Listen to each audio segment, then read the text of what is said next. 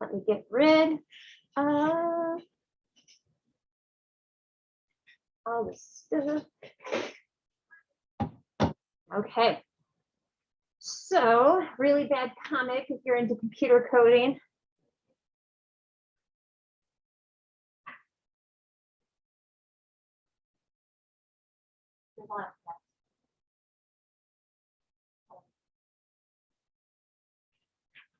Okay, so the paper. What I'd like you to do is to draw a picture of a teacher and a student interaction. So whatever you think that might be, go ahead and take a few moments. What does a teacher-student interaction look like? Remember, drawing ability does not matter. We're gonna use this to learn a concept.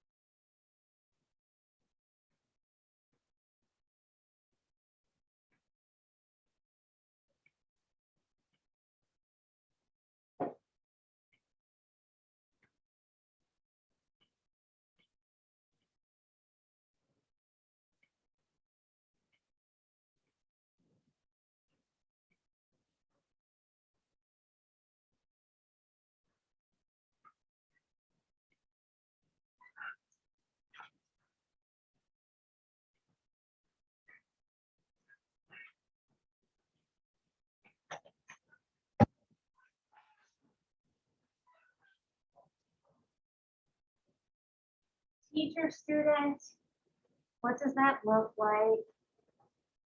What are they wearing? Maybe what, yeah, any props that they might need.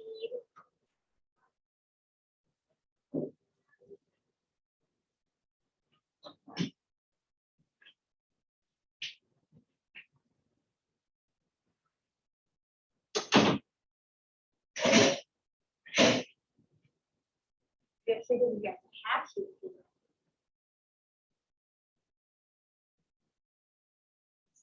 That's okay. You don't have to be.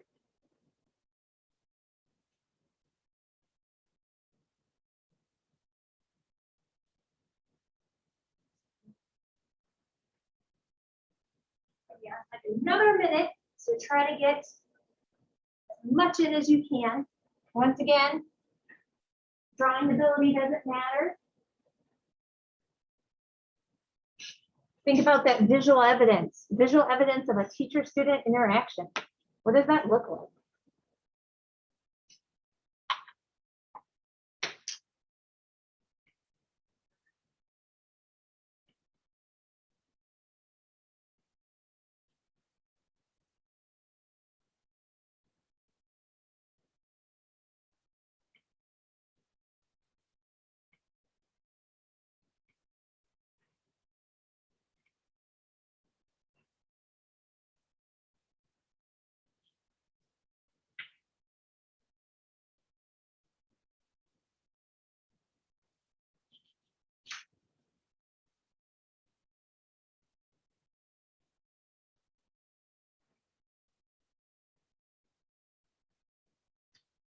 Okay. Right. How many of you guys have the teacher higher up on the page? Raise your hand. How many people even have the teacher higher up on the page?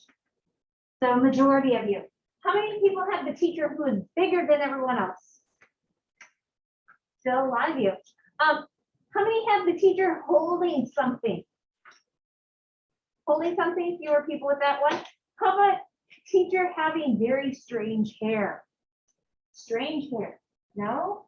No one has crazy teacher hair? No? Oh, it's a little bit crazy, right? These are common conventions of power, right? We've already seen that in some of the artworks we've seen, right? Images of rulers high up. Think about the standard of Earth, right? Bigger, right? Bigger, they're important. Holding something, it could be a weapon, it could be a staff, an emblem of power, right? And then often they have crazy hair. Of course, we've seen no hair too. but often they're wearing some sort of headdress, right? So they're wearing some sort of headdress to signify that they are important, right? So we're going to be looking and focusing at images of power today. And so we're going to go to the Acadians. There's nothing in the 250 for the Acadians. So we're going to go through this fast, but it's important to understand that after Sumer, the Acadians were the next powerful group. They were west of where we were before. They had a very powerful leader named Naram-Sin, and we think that this is an image of him. One of the things that you might notice is that his eyes have been tampered with.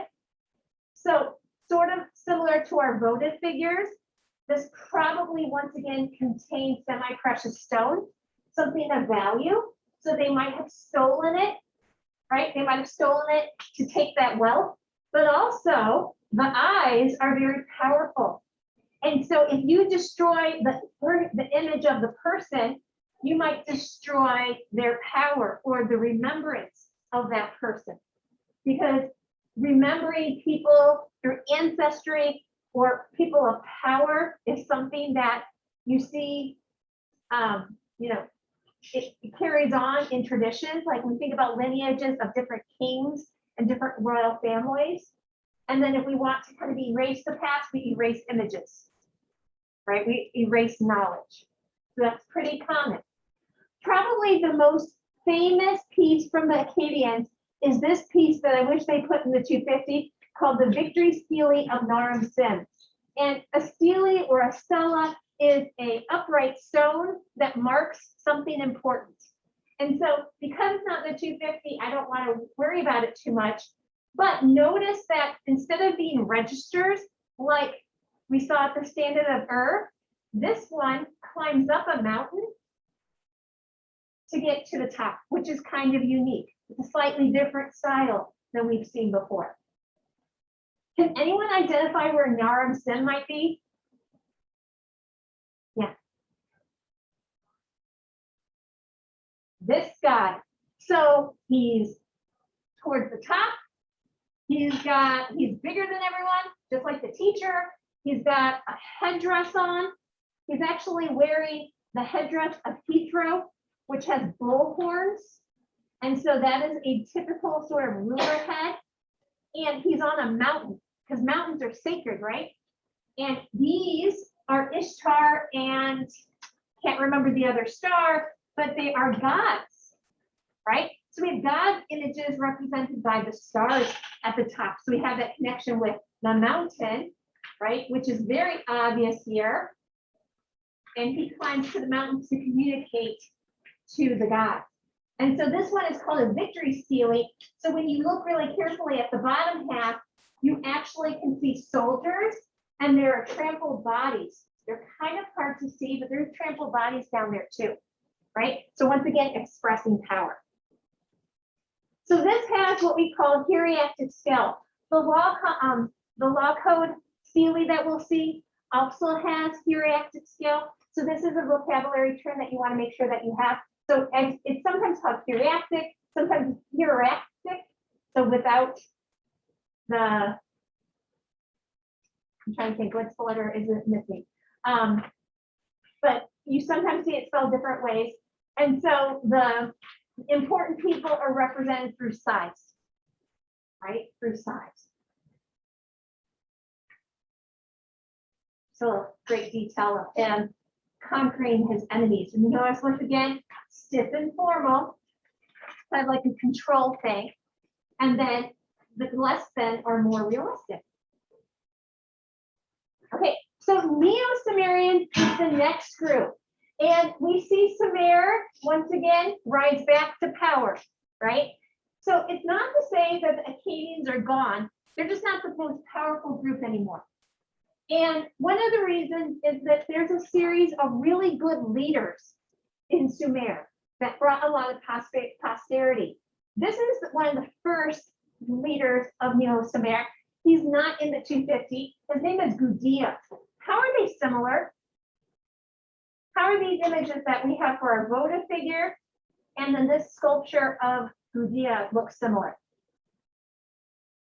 Paris, go ahead. Exactly. He's seated, right? This guy's actually seated. However, they look pious, right? So Gudea was a pious leader. He was a religious leader. I mean, they all were religious leaders, but he really emphasized his piety. He was known to build great temples to the gods, and many of these artworks have cuneiform all over his lap, all over his clothing. Sometimes he's got architectural plans on his lap, and it all talks about all the wonderful things that he did to promote the religion in Sumer. So you can see very similar sort of style. Here he's carrying water, and water would have been symbolic of fertility and abundance. There are little fishes swimming in it. And then just like Naram Sin, we have a lot of examples of rulers without heads, right? And so to destroy his legacy, they often destroyed the sculptures of him. Could have been maybe by our next leader, right? So very different, pious versus powerful, hunter-like, right? Hunter-like, warrior. Okay, so the Babylonians, right? The Babylonians are our next group. And so we see that this is north of Sumer, or at least Babylonia actually is same similar region, but the city of Babylon is north, I should say. And so that leads us to number 19, which you probably learned something about in maybe ancient part of history class. You probably heard of Hammurabi before. If you haven't, doesn't matter, that is fine, okay? And so what I want you guys to do is to chit chat with your neighbor. What seems to be taking place at the top? And then what is at the bottom? So what's taking place at the top and what is happening at the bottom?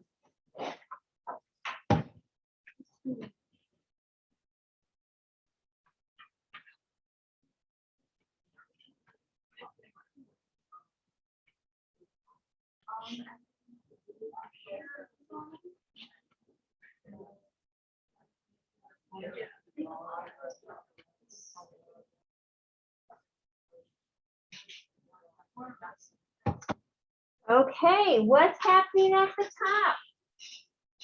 What's happening at the top? You guys are just discussing it. Have confidence. Yes.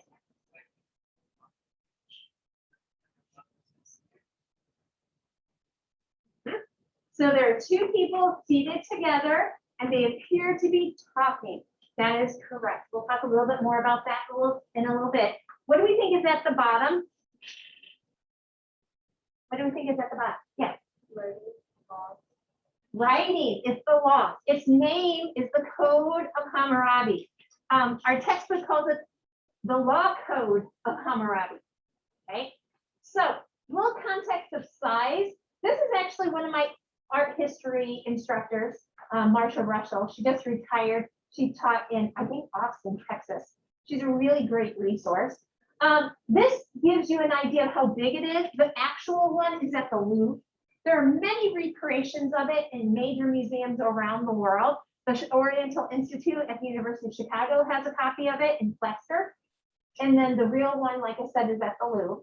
And you can see that it's very large, right? So this was an important object, important monument.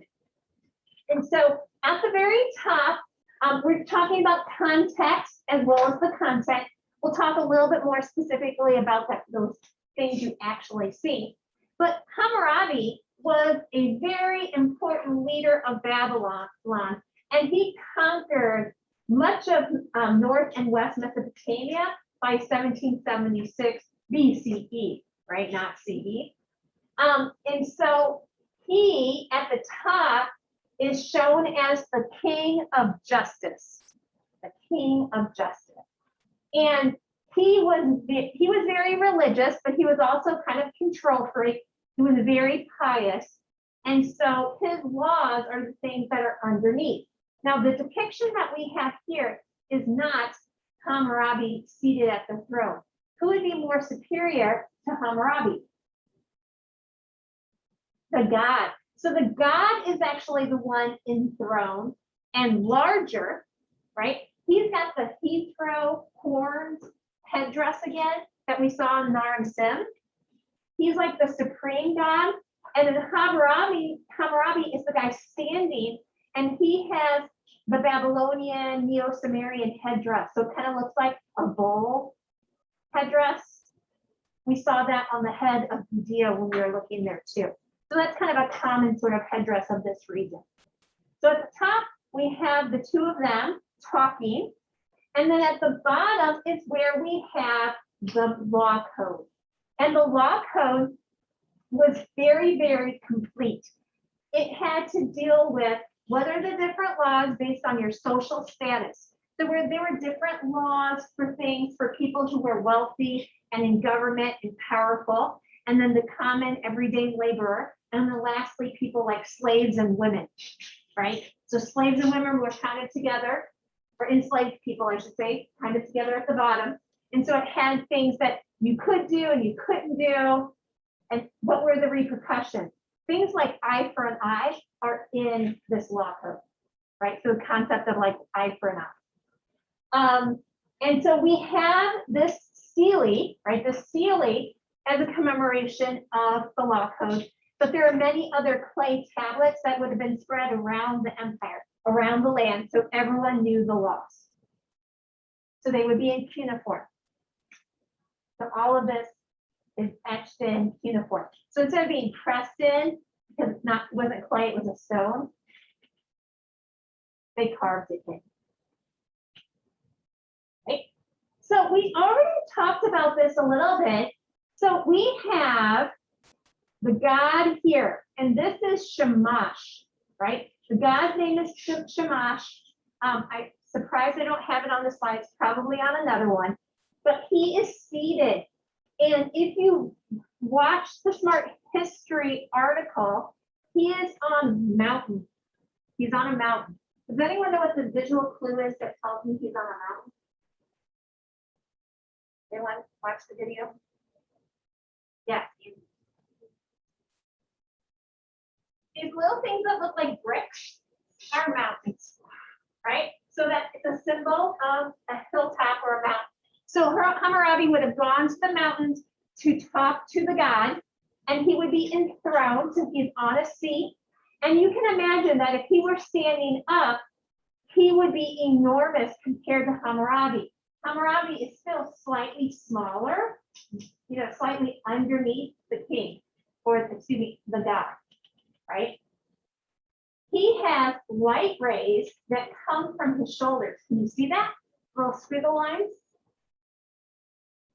And then Hammurabi is wearing this Babylonian headdress or helmet, right? That crown, and they're on the mountaintop. And so you guys mentioned that they are talking, right? What is the gesture or the symbol here that they're talking? The symbol or the gesture? Yeah.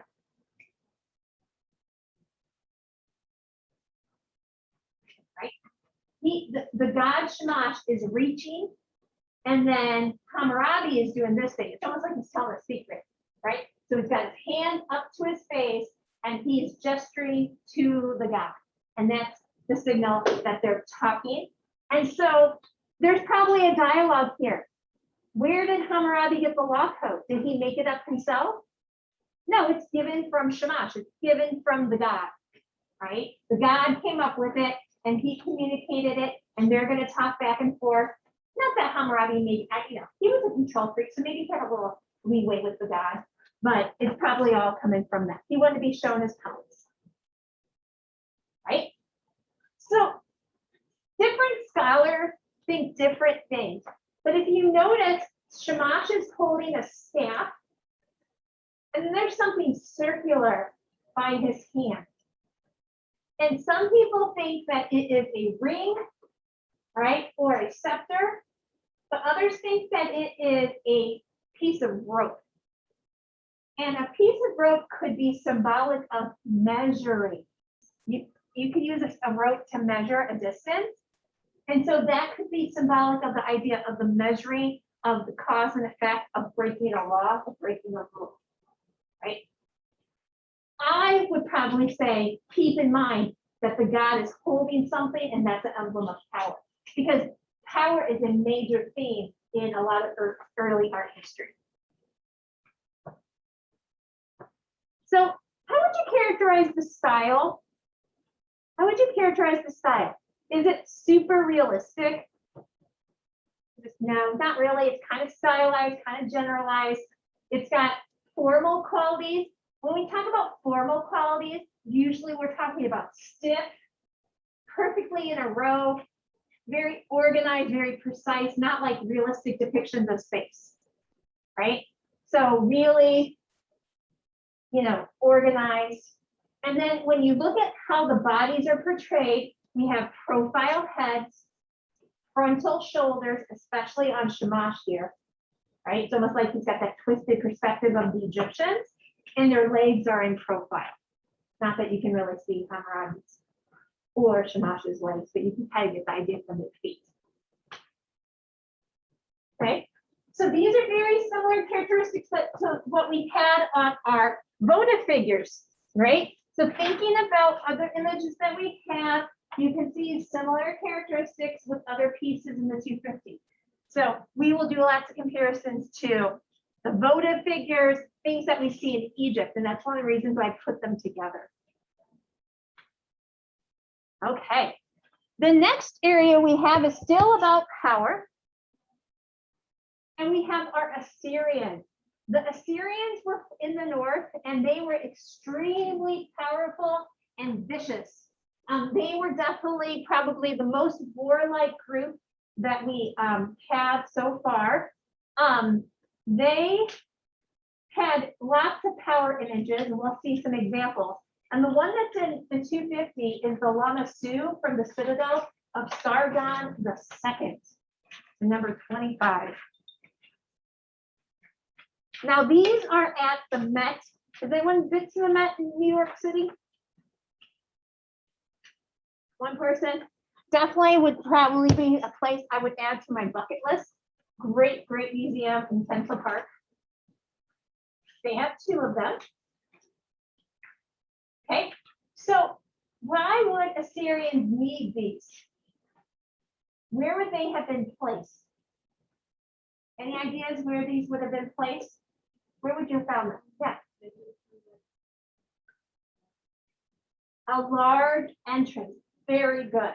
So these images come from the Epic of Gilgamesh, and Lamassus were there. They were part of like this kind of lore, and they were protective, and they encompass all of life within them. And so we're going to see that they are composite figures. They have elements of different animals when they created that.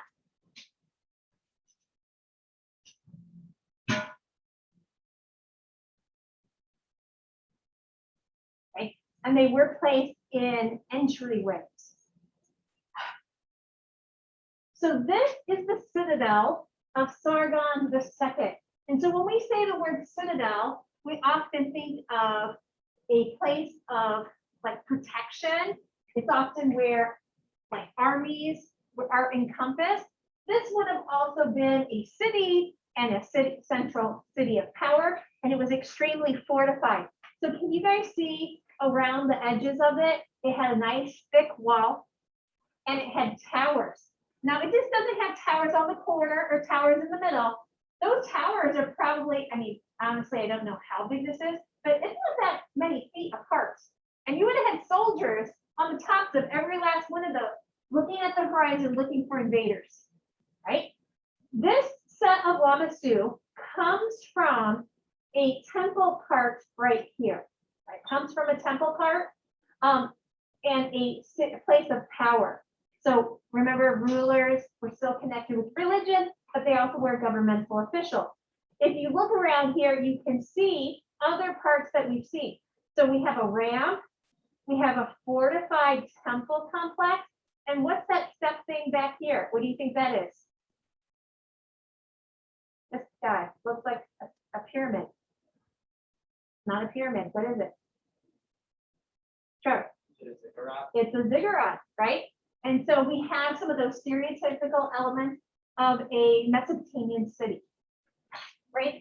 And there were many of these Lamassu. We have big ones, we have smaller ones. The ones at the Met actually are, I wouldn't say the tiniest, but they're actually not the largest. The University of Chicago has a bigger one, and I'll show you a photo of it so that maybe you'll get to go on your own sort of like vacation field trip, since I can't take you, right? But let's look at the animal parts, right? What animal parts do you see? And then what could that be symbolic of? Okay, so start at the top and maybe work down. And can you list as many animals as you can? What do you see? You can put this in the content part.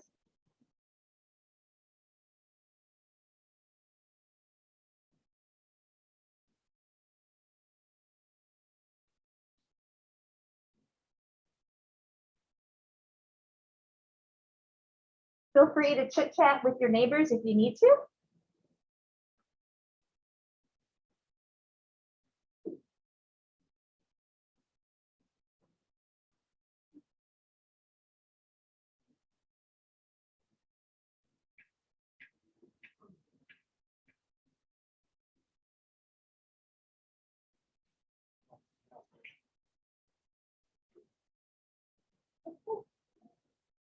So let's start at the top, like I said. Let's start with the head. What animal is the head? Sorry. It's a human head. What kind of human do you think that head is? Thinking about some emblems of power, symbols of power? Yes. It's a ruler. Why do I know it's a ruler? It's got a really great headdress, crown. It's got the horns, a heathrow, and it's got that lovely hair. Look how curly and stylized that hair is. It's got a pleated beard and a bunch of stylized curls. And if we go from the human head, what would that be symbolic of? Yeah. Exactly. So a human is the most intelligent of all the animals. And then, of course, it could also be symbolic of the power of the ruler, right? And what that entails, okay? What do we have underneath the head? What's that? And what could that have come from? What's directly under? A wing. Now, a wing is probably going to come from a hawk or, a hawk or an eagle, right? And what can birds do that we can't do? They can fly, and when they fly, they can see it all, can't they? So they have, like, they're observant. They're watching out for us. And then the next part, you look at the body. The body, right, is probably of a bull. You look at the legs, it looks like the hoofs of a bull, and that could be symbolic of strength. They're fierce, right? A bull, you never want to get in a pen with a bull. They will trample you, and if they have horns, they will stab you with them. And other Lamassu have bodies of lions. This one is more bull-like, but they often have a lion's tail. What are lions like? What are lions like? They are, once again, fierce, right? They're strong. They hunt in packs, right? And then the wings of the eagle is that they're protecting and all seeing, right? We already talked about that. So this is the content, some like things we can physically see and maybe the symbols of what those things represent. So it makes sense that they are guardian figures in front of major entranceways into these structures, right? So how many legs do they have? Count. How many legs do they have? Trevor? 5. They have 5. That's a little odd. And one of the reasons for that is you have to imagine, I'm going to use this as an example, the one on the left. As I'm walking through the gate, and I see 1, 2, 3, 4. That's my point of view, right? And what does it appear that this composite creature, this Lamassu, is doing? It's striding forward, right? But if I were on the other part of the entrance, staring this way, I would see the 2 front feet. Does it appear to be walking there? No, right? And so the reason for that is that on the left, it's moving forward. It's on the hunt. It is like powerful, right? But on the right, it is stoic. It's a protector. It's calm and firm, right? Which of course are great characteristics for guardian figures, for the power of the ruler, right? Because the ruler, who you're probably going to meet through this gate or this doorway, is all of these things. He protects the people, he's powerful, he's knowledgeable, he's calm, but if you wrong him, he's fierce and he will attack you. Okay? And so, like I said, these Lamassu were all over the place. They are all different sizes. And so if we characterize the style, right? If you characterize the style, you'll notice that there are some things that are really realistic, and there are some things that are more of the typical stylized, right? So when we pay attention to these things, we can see that there's beautiful detail. We can see tendons and muscles, but you also have like patterns of feathers that aren't quite realistic. They have some great detail on them. You have more of that stylized face with those big eyes, very stereotypical of this region, right? But look at the beautiful little rosettes on the helmet or the crown, right? So there's kind of like combination of some things having a lot of care and detail to them, and then kind of still that stylization. So they would have been painted. Many things that we saw we will see in the ancient world do not look the way we see them today. So they would have been brightly colored, and they would have emphasized the details even more. So you would have been able to really see, you know, the different parts of like the armor or costume that he's wearing. His eyes would have really stand out. You would see his skin and his hair and those different elements of the animal. And then all around the entry hall, there would have been images of God and images of the ruler. And we'll see some examples of those too. Okay, so this is at the University of Chicago. And so sadly, we can't go on the field trip. They are closed to big groups of students. However, if you ever get a chance to go, I would highly recommend it. They have a really good Egypt section, but then they also have a room, actually a few rooms dedicated to Mesopotamia. This is their Lamassu. It is probably 20 feet tall, much bigger than the ones at the Met. And so you can see how big they are when you compare them to students from past years. They have some great votive figures. We saw some of those already. They have part of the Ishtar gate from Babylon. And then they have many of the murals and the relief carvings from Sargon II Citadel, as well as Ashurbanipal II Citadel as well. I think that's actually where this one came from. That's a different tag, right? So here's some of those images that would have been on the walls. Here we have the human ruler meeting dignitaries from other lands. You can see images of power. We've got that Lamassu head. We have images of the gods, like the Egyptians.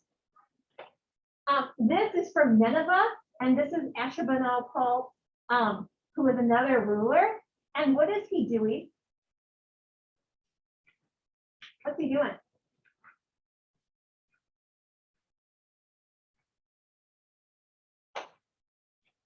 Nicole, what do you think he's doing? Right, he's basically, he's got a bow and he's shooting arrows at a lion. And he would ceremoniously hunt lions and protect the people from the lions. It was like, you know, it was like protector imagery. He actually would have lions brought to his palace and would shoot at them. So they were probably already sort of beat up and not all that great, you know, like they would have had to like tame them a little bit, like he would ceremoniously kill them to kind of symbolize his power. So there's many different examples of that. A lot of times the lions are shown very ferocious and very powerful to show how powerful he was in comparison to them. And so here, you notice very realistic lion, but then what's he like?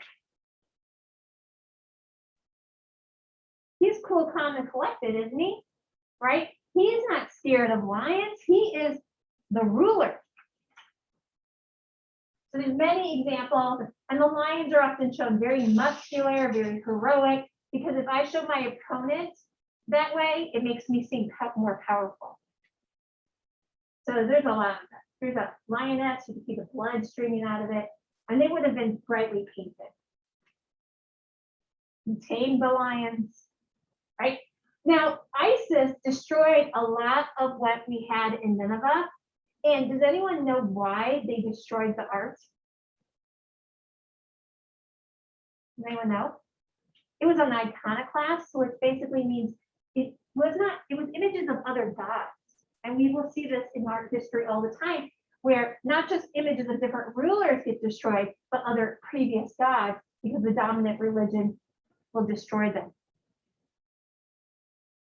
Here's a bunch of decapitated heads in some sort of structure. So they're pretty vicious too, right? Okay. So the Neo-Babylonians, right, is what we know of the time of Babylon, right? And we have the Ishtar Gate. This was in the city of Babylon. It was brightly colored with blue tiles. They basically fired little bricks and they would make almost like a mosaic in the detail of it. And so there are examples of real animals as well as mythological animals that are like protector images. Here we have the Hanging Gardens and the ziggurat of Babylon, which is the Tower of Babylon. Some of those, wonders of the world. So this is an example of the lion that's at the Oriental Institute.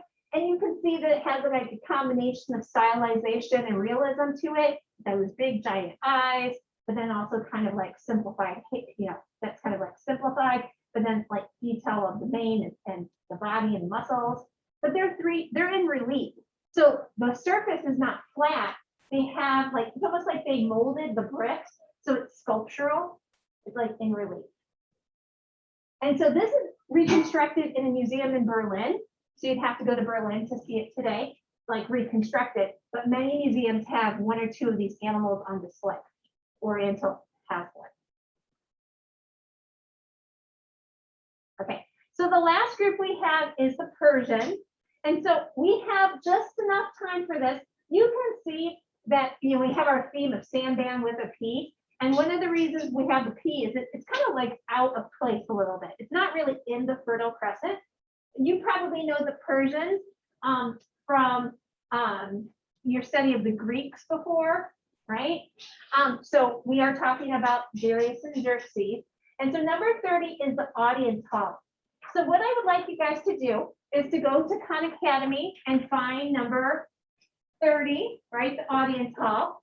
And let's see. Ange is not here. Beth is not here. But what I would like you to do is to open it up and just focus on this one question. So I want you to streamline your research and try to find it. And you're going to open this Google Doc. It's on the agenda. And you're going to type in the information. Now, Sadie and Dia, you guys can work together. If you guys would like to sit together, you can do that. Same thing with Kalani, Rashida and Angie, Karis and Catherine, Rashida and Nicole, right? So if you guys want to sit together to work together, go ahead. But I'd like you just to take the remaining time to go ahead and fill in this information. We'll start with it on Monday. And then we'll move into the Egyptians.